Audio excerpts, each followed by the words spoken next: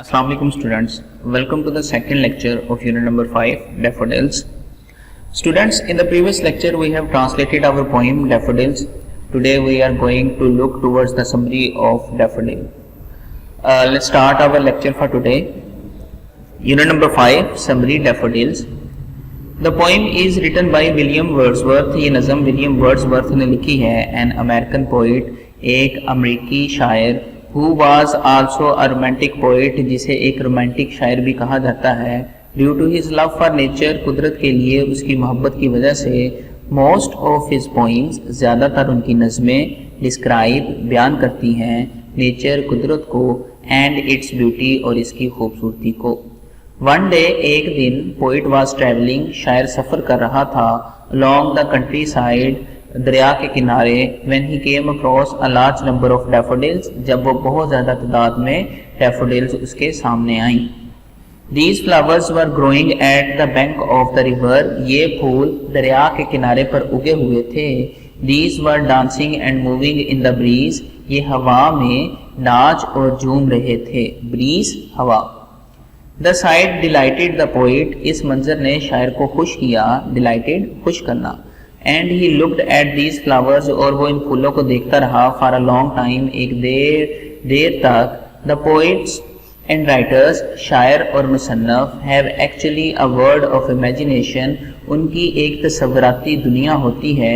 They think beyond that world, वो इस दुनिया से आगे की सोचते हैं.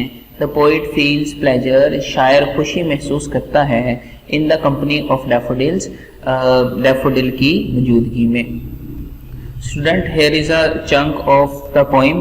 Beside the lake, beneath the tree, नदी के साथ दरख्तों के नीचे, fluttering and dancing in the breeze, ये हवा में नाच और झूम रहे थे. The sight of pretty yellow daffodils, ये मंजर प्यारे जर्द डैफोडिल्स का या सुनहरी डैफोडिल्स का, डिलाइटेड द पोएट, उसने शायर को खुश किया. So that when ever he is alone, ताकि जब भी वो अकेला हो, इन थिंकिंग मोड, सोचने वाले अंदाज में, the same site come in his mind, यही मंजर उस शायर के दिमाग में आता है. एंड हिज हार्ट फील्स, और उसका दिल भर जाता है विद प्लेजर, खुशी के साथ. नेचुरल ब्यूटी, कुदरती खूबसूरती, and the colour of nature, और कुदरत के रंग, are the real and permanent source of pleasure, एक मुस्तकिल और हकीकी जरिया है खुशी का फॉर द पोएट, शायर के लिए. ही फील्स वेरी रिलैक्स, वो बड़ा पुरसकून महसूस करता है. And his all tension disappear, उसकी तमाम तर परेशानियाँ ख़त्म हो जाती हैं. फ्राम हिज माइंड, उसके जहन से. Whenever the sight of daffodils come to his mind, जब भी डैफोडिल का मंजर उसके जहन में आता है.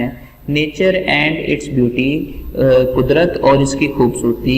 Left an everlasting, everlasting का मतलब होता है हमेशा रहने वाला. एक हमेशा रहने वाला इम्प्रेशन, तासुर छोड़ती हैं on poet's imagination, शायर की तसव्वुरात पर.